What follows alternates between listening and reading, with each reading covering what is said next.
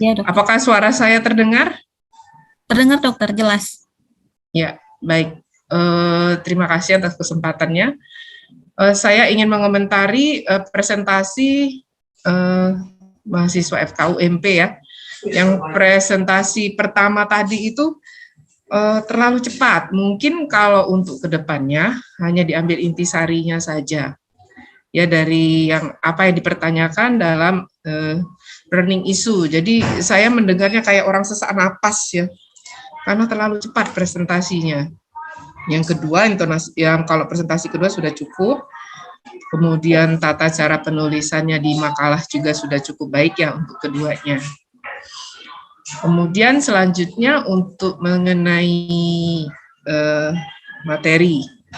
materinya tadi kalau tidak salah mengenai muka kemerahan ya, malares istilahnya kalau di dalam kedokteran. Nah, jadi seperti kita ketahui bahwa memang skenario ini mengarah ke lupus erythematosus ini merupakan grade imitator, jadi dia bisa menyerupai penyakit apapun. Sehingga kita sebagai dokter umum mungkin yang di awal pemeriksaan sering terkecoh, apakah ini memang penyakit rheumatoid arthritis ataukah mungkin penyakit autoimun. Ya, karena pada SLE dia mengenai semua dysregulasi sistem imunitas yang ditandai dengan peradangan, kemudian terjadi pembentukan jaringan parut di wajah, telinga, kulit, dan bagian tubuh lainnya.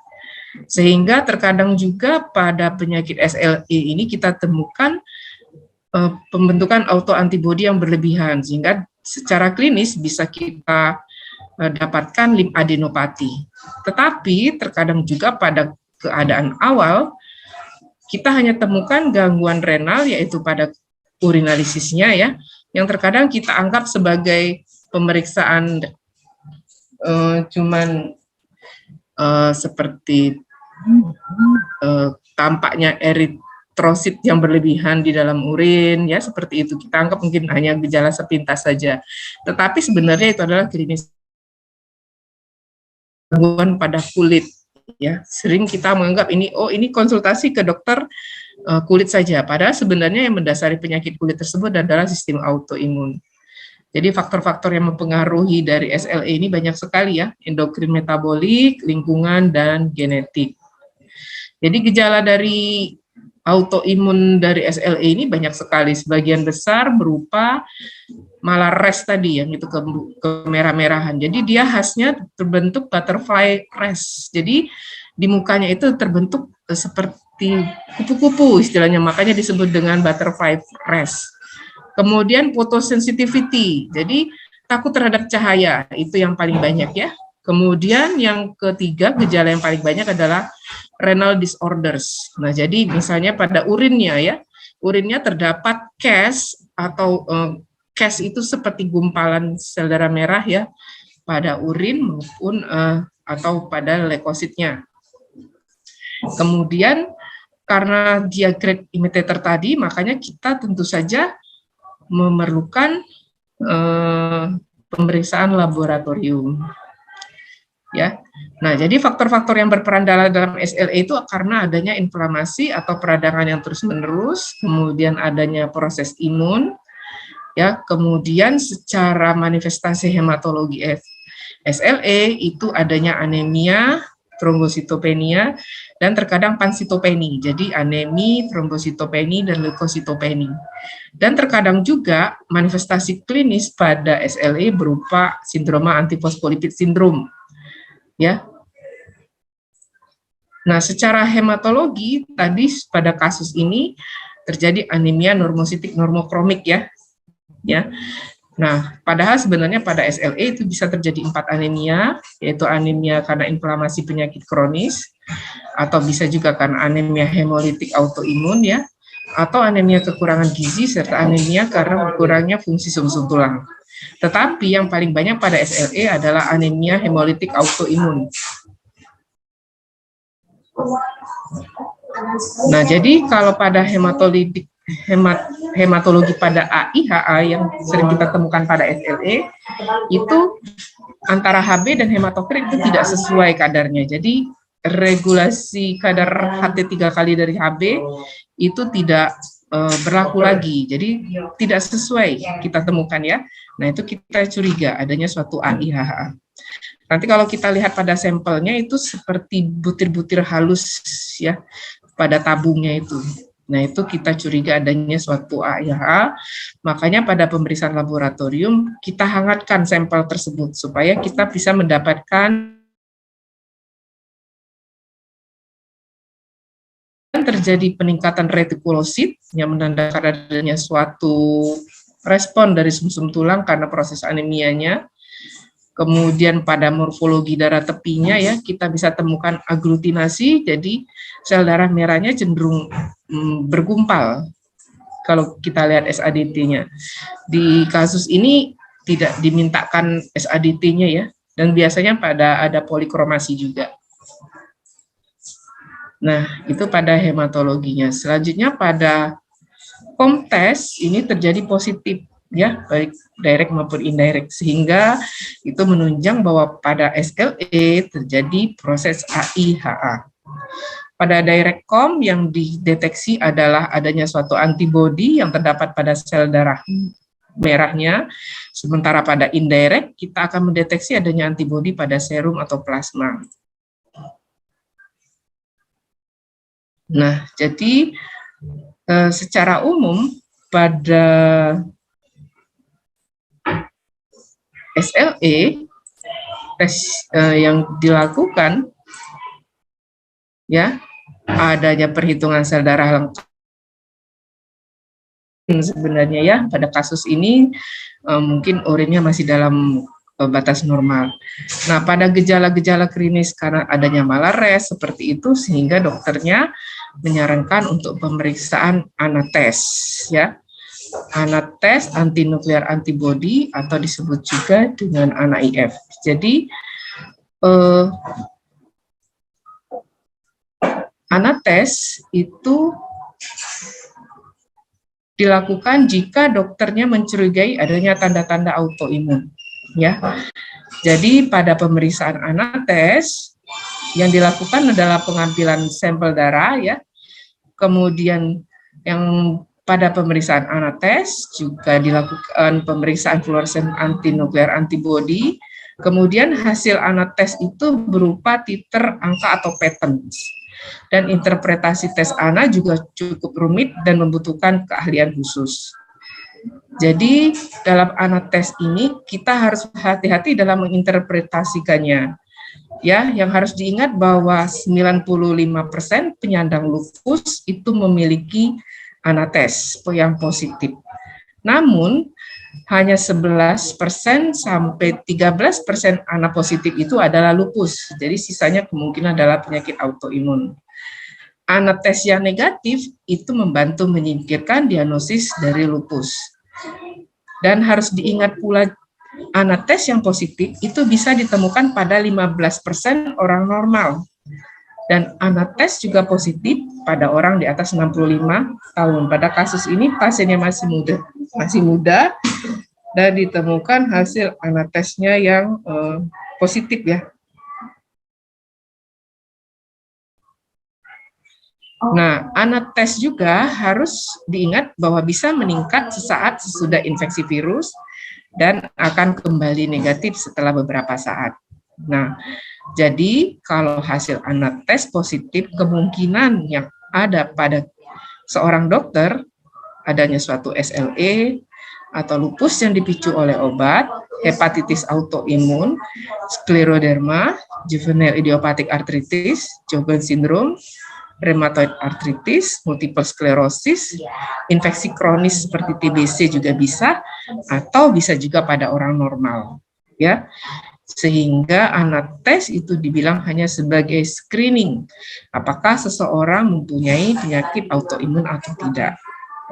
Nah, jika klinisnya mengarah ke penyakit autoimun, maka sebaiknya dilanjutkan dengan pemeriksaan ANA profile.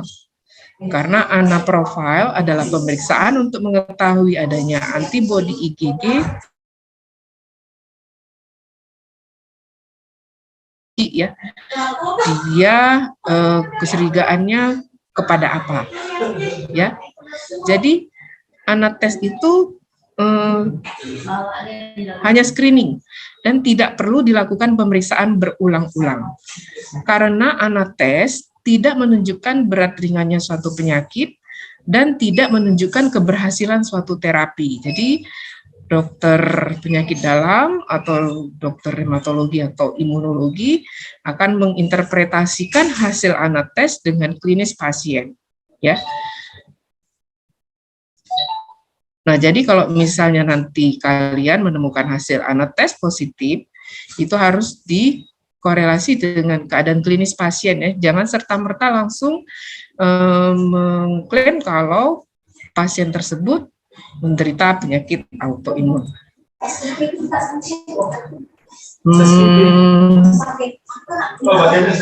Selanjutnya pada pemeriksaan laboratorium itu dahulu ada pemeriksaan sel LA, ya. Sel LA di mana kalau kita dengan pengecatan tertentu itu nampak sel bahkan sel leukosit lainnya di bawah mikroskop. Nah, itu namanya pemeriksaan sel LA. Tidak terlalu sensitif karena juga dipengaruhi oleh pengobatan. Kalau sudah diterapi dengan steroid, maka sel LA-nya biasanya akan kita dapatkan negatif. Nah, kemudian mengenai anapola. Anapola atau ANA-IF, tadi ada dua akan diberikan kepada dokter klinisi, ya, yang dilaporkan oleh lab berupa pola ataupun berupa titer. Ya, polanya nanti ada homogen, spikel, periferal, nukleor, dan sentromik. Nah, nanti di hasil labnya itu ada interpretasi. Kalau gambarnya A, misalnya homogen, maka akan kemungkinan berhubungan dengan penyakit autoimun ABC, misalnya itu, ya. Atau misalnya nuklear pattern, kemungkinan bahwa pasien menderita penyakit autoimun CDE, misalnya.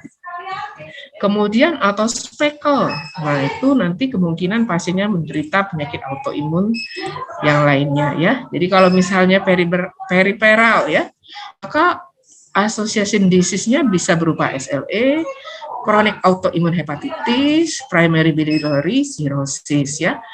Misalnya nukleolar, maka dia kemungkinan akan berhubungan dengan penyakit SLE, skleroderma, systemic sclerosis, atau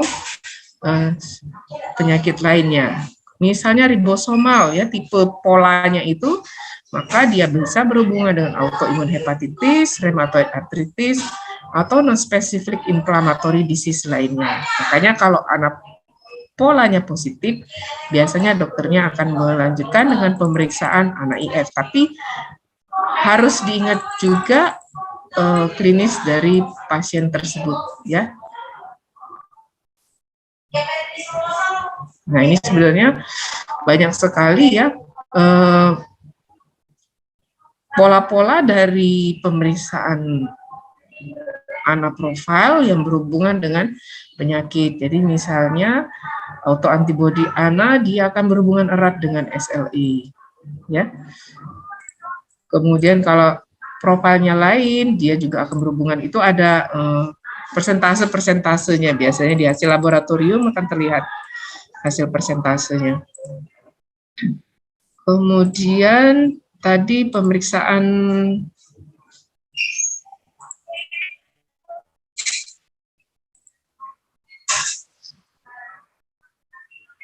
ya, tadi tidak ada pemeriksaan itu, ya, koagulasi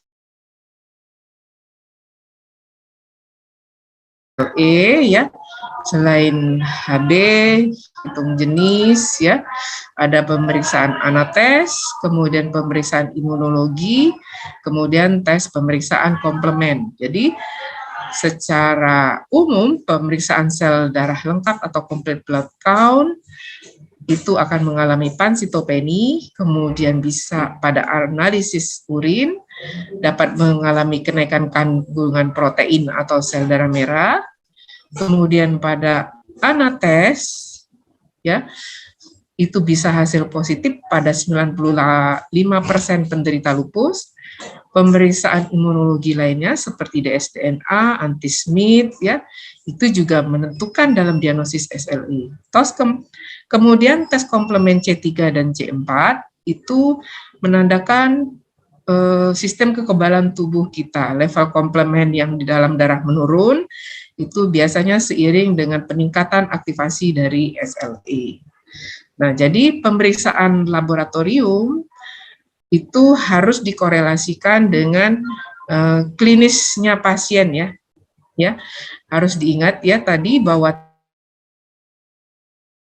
itu menandakan adanya suatu penyakit autoimun, ya.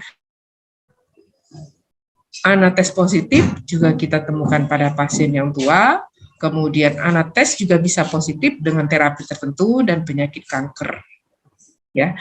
Jadi nanti kalau adik-adik di lapangan dalam menginterpretasikan hasil anates itu tetap dilihat klinisnya.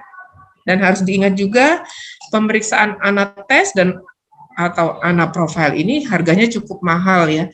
Jadi ini sifatnya hanya screening, tidak perlu berulang-ulang. Karena kami sering di lab ini menerima pemeriksaan ulang dari anaprofil ataupun anates. Itu tentu saja membuat suatu insefisiensi, ya, jadi boros, ya, padahal sebenarnya pasien tersebut tetap yang diterapi adalah klinisnya, karena pemeriksaan imunologi pada anaprofil maupun anates itu bersifat antibodi, jadi dia dalam tubuh biasanya akan tetap ada, meskipun mungkin kadar titernya akan lebih rendah. Ya, pada kasus ini kita temukan anemia normositik normokromik, ya. Kemudian mana tadi ya? Darah rutinnya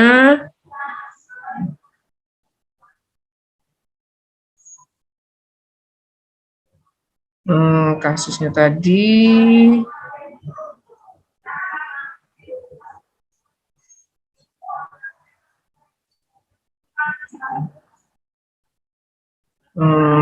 mana tadi ya, laboratoriumnya ini sudah terapi. Ya, jadi pada pasien SLE itu grade imitator, jadi dia bisa datang ke kalian mungkin berupa gejala yang lain tanpa kalian sadari kalau sebenarnya dia adalah penyakit autoimun. Jadi hati-hati dalam menterapi pasien, kemudian dalam menginterpretasikan hasil laboratorium pada seorang penderita SLE. Itu saja mungkin yang bisa saya tambahkan, dokter. Silakan saya kembalikan, atau mungkin ada pertanyaan. Baik dokter, terima kasih. Sebelum ada pertanyaan, mari kita dengarkan feedback dari Dokter Nova terlebih dahulu. Pada Dokter Nova, dipersilakan dok. Baiklah, Assalamualaikum warahmatullahi wabarakatuh. Waalaikumsalam warahmatullahi wabarakatuh. Ya, saya rasa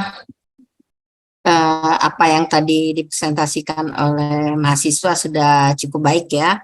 Baik oleh 12 dok. kelompok 5 dan 12, dua kelompok ya, 5 dan 12. Oke, ya sudah cukup baik, walaupun mungkin kata Dokter Numalia ada yang terburu-buru, ya, jadi mestinya buat slide-nya nggak banyak-banyak, dikit aja.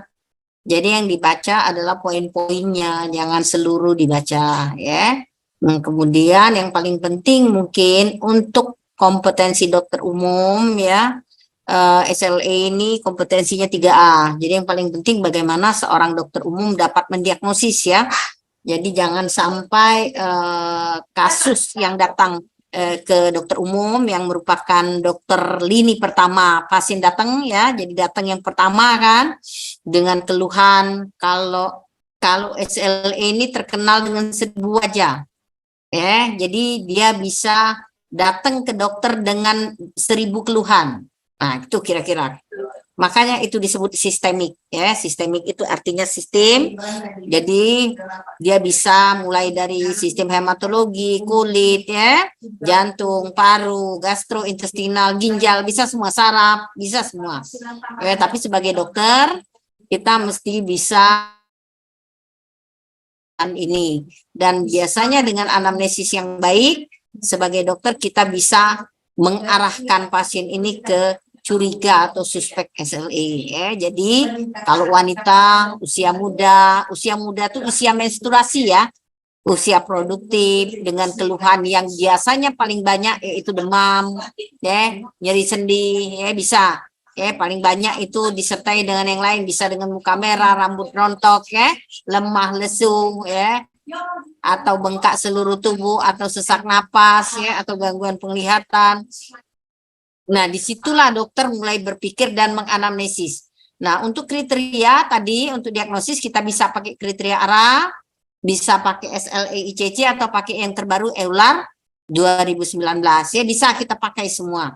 Nah, kalau yang terbaru kriteria yang pertama memang setelah kita menghitung kemungkinan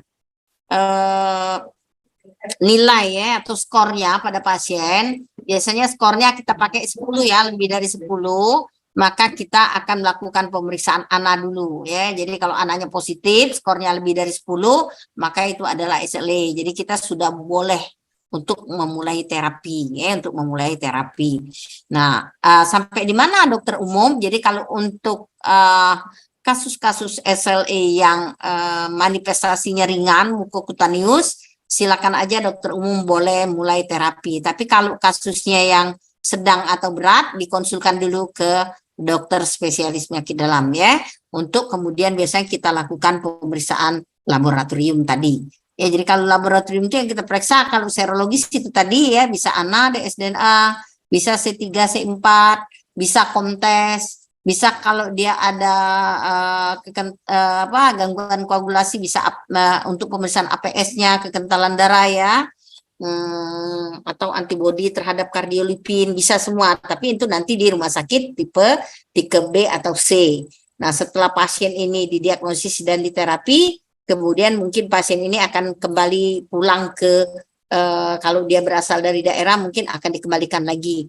Nah, follow up selanjutnya bisa dilakukan oleh dokter umum ya. Jadi dokter umum tidak boleh untuk melewatkan. Jadi kalau pasien demam bolak-balik, jangan tipoid, malaria, ISK ya, biasanya gitu ya, bolak-balik, atau pasien dengan anemi, kamu mesti cari ada rambut rontok enggak ya, ada nyeri sendi enggak ya, ada stomatitis enggak ya.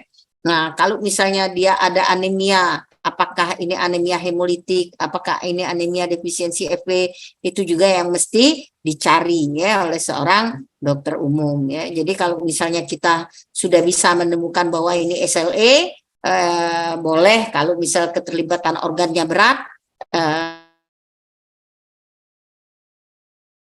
ada spesialisnya. Tapi kalau dia cuma sendi ya, cuma kulit, dokter umum boleh melakukan terapi ya, gitu. Nah, untuk pemeriksaan serologis memang hanya di tipe A kalau nggak salah yang ada. Ya, biasa serologis kita periksa ANA memang kita nggak pernah mengulang kalau di rumah sakit umum ya. Kita sekali diagnosis pertama. Kapan kita ulang? Kadang-kadang kalau pasiennya hilang data, ya kadang-kadang datanya hilang. Saya sudah 3 tahun, 4 tahun data hilang, baru kita ulang. Biasanya kita nggak ngulang pemeriksaan ANA dan dsDNA, walaupun di protokol itu boleh diulang 1 tahun sekali. Dan C3 C4 juga kita tidak rutin. Biasanya C3 C4 juga kita pakai untuk diagnostik komplement. Jadi C3 biasanya dan C4 itu turun, skornya kalau C3 aja yang turun itu skornya 3, kalau C3 C4 turun skornya 4, kalau dsDNA positif itu nilainya 6 ya. Jadi kalau anemia hemolitik nilainya 4, kalau ada artritis nilainya 6. Jadi kamu tinggal tambahkan ya berapa skor EULAR pada pasien ini ya. Jadi kalau lebih dari 10 itu diagnosisnya sudah SLE, tinggal manifestasi kliniknya di mana.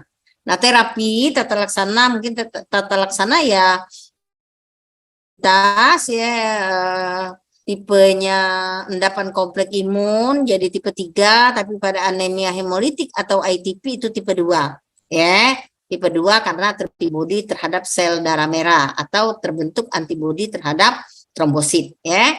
Nah, terapinya adalah imunosupresif dan antiinflamasi. Kalau imunosupresif kita memberikan steroid dosis tinggi, biasanya di atas 1 mg per kilogram berat badan ya. Kalau antiinflamasi 0,5 sampai 1 mg ya per kilogram berat badan, dan di tapering up tergantung dengan klinis. Jadi klinis itu penting untuk tapering up atau penurunan dosis ya. Dosis steroid biasanya kita berikan 4 sampai 6 minggu.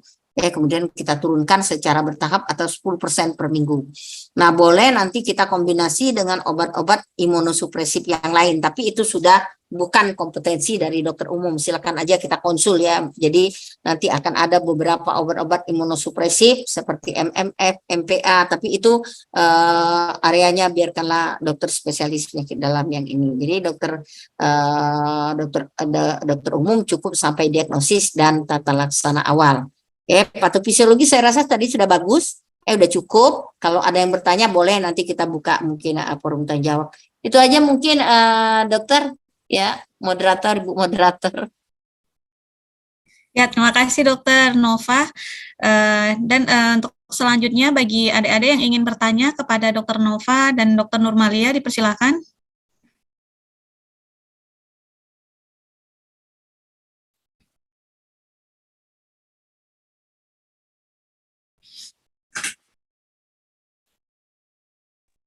Izin bertanya, Dok. Silakan, Fari. Terima kasih Dokter Zainora. Izin bertanya ke narasumber Dokter Nova dan Dokter Nurmalia.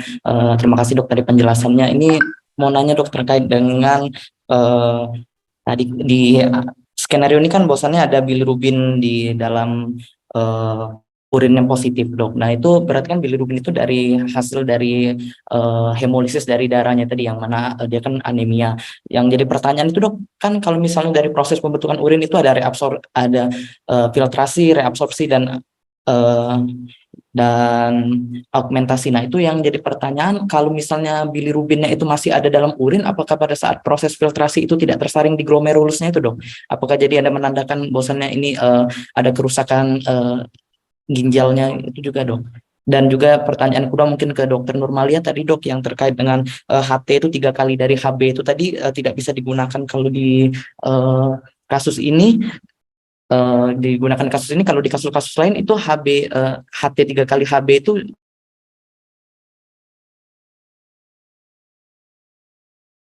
mungkin Dokter Zainora.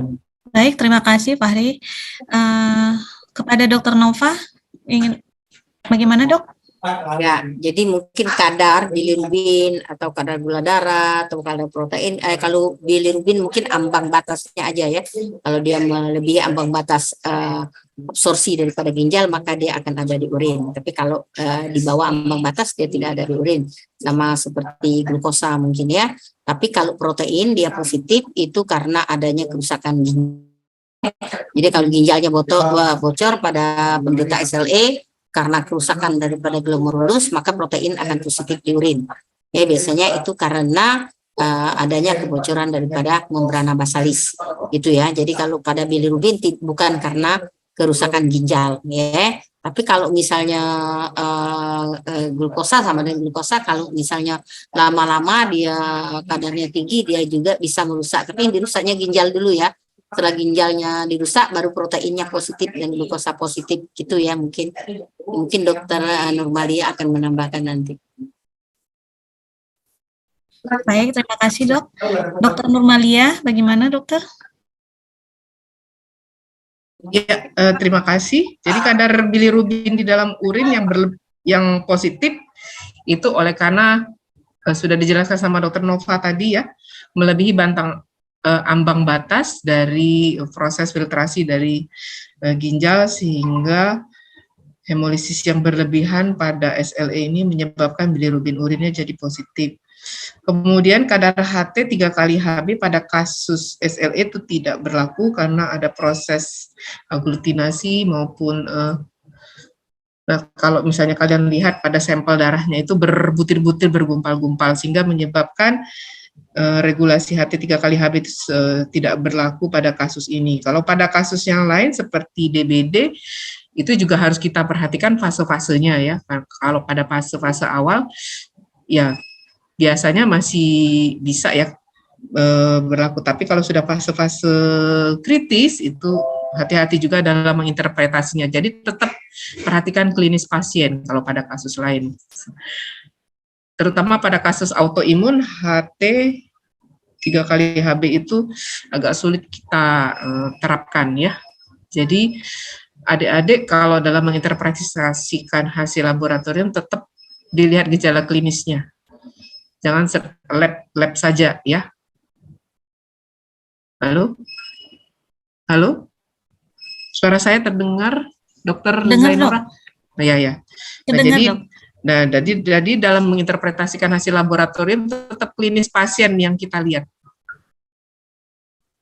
Itu saja penjelasan dari saya, Ibu Moderator. Iya, baik. Terima kasih, Dokter. Gimana, Fahri? Apakah bisa diterima atau ada yang ingin ditanyakan lagi?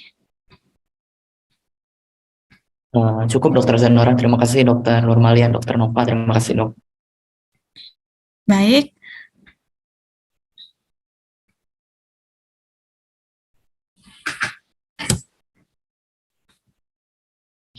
Baik, ada yang ingin ditanyakan lagi? Kepada yang lain?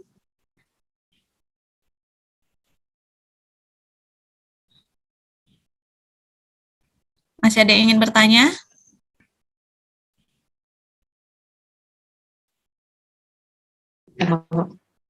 Izin dokter bertanya. Silakan, Nabila. Baik dokter, waktu tutorial itu ada muncul pertanyaan, kan malares pada SLE itu hanya muncul di bagian pipi saja, tidak muncul di bagian anggota tubuh yang lain. Tapi kami belum sempat terjawab dokter. Seperti itu. Maksudnya kenapa ya? Kenapa? SLE. Baik, terima kasih. Bagaimana Dokter Nurmalia dan Dokter Nova? Kenapa malares hanya muncul di pipi saja pada SLE? Ya, mungkin secara patofisiologi malares itu vaskulitis ya, endapan kompleks imun ya. Kenapa hanya di pipi? Mungkin pertanyaannya Sunatullah boleh dijawab Dokter Zainora ya. Jadi memang gambaran merah itu hanya di pipi, makanya jadi SLE. Jadi malar itu kan gambaran merah di pipi. Ya, itu yang pertama ditemukan, dan kalau dia kambuh dia seperti singa, makanya lupus. Ya, jadi kalau merahnya enggak di pipi, jadi diagnosisnya bukan SLE. Ya, jadi variasi daripada pembuluh darah yang ada di pipi, ya, yang apabila gambaran daripada vaskulitis itu mengenai pipi dan gambarnya menyerupai kupu-kupu ya, sayapnya kupu-kupu, maka itu salah satu diagnostik untuk kita menegakkan SLE. Jadi kalau Prof Edi ngomongnya, ditanya dia, kenapa mata kamu dua? Gimana kamu jawabnya? Siapa tadi yang nanya dengan dokter? Ya? Nah itu, kenapa kamu pakai kacamata di mata? Kenapa nggak di hidung misal? Nah itu jawabannya. Adanya di pipi karena memang dasar diagnosis salah satunya malares, dan gambaran vaskulitis yang ada sebarannya di pipi, di pembuluh darah di sekitar malar itu merupakan gambaran daripada SLE. Mungkin nanti ada gambaran jawaban dari genetik atau molekuler daripada kondisi ini. Ya, tapi untuk sampai sekarang kita hanya mengatakan bahwa untuk dasar diagnosis daripada SLE salah satunya adalah manifestasi seperti kupu-kupu di pipi. Jadi kalau dia nggak seperti kupu-kupu, dia bulat-bulat, bukan dia malares. Ya. Nah mungkin dia tinea kalau dia bulat-bulat merahnya ya, dan ada di seluruh tubuh. Ya, itu kira-kira. Atau kalau misalnya vaskulitisnya di seluruh tubuh, mungkin dia bukan SLE, mungkin dia jadi HSP ya. Jadi itulah kira-kira kenapa disebut malares ya, atau manifestasinya seperti kupu-kupu di malar. Mungkin itu Dokter Zainora ya. Ya, terima kasih Dokter Nova. Dokter Nurmalia ingin menambahkan, Dok? Saya kira sudah cukup ya penjelasan dari Dokter Nova, karena malares juga dipicu oleh sinar matahari dari fotosensitivity dan sinar matahari. Sementara wajah kita kan paling sering terpapar oleh sinar matahari, makanya disebut dengan malares tadi. Itu saja mungkin Dr. Zainora tambahannya. Baik, terima kasih dok. Yang lain masih ada yang ingin bertanya?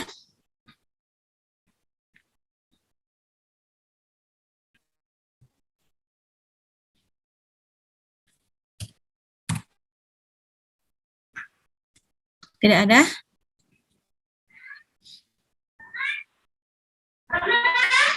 Baik, jika tidak ada lagi yang ingin bertanya, saya rasa cukup sekian pleno kita hari ini. Terima kasih untuk narasumber Dr. Nurmalia dan Dr. Nova yang sudah menyempatkan hadir dan memberikan ilmunya kepada kita hari ini. Semoga ilmu yang kita dapatkan hari ini menjadi berkah untuk kita semua. Saya tutup pleno kita hari ini dengan mengucap lafaz hamdalah. Alhamdulillahirabbil alamin. Assalamualaikum warahmatullahi wabarakatuh. Terima kasih dok. Terima kasih Dr. Nova, terima kasih Dr. Nurma. Terima kasih Dr. Zainora. Terima kasih dokter. Ya, terima kasih dok. Izin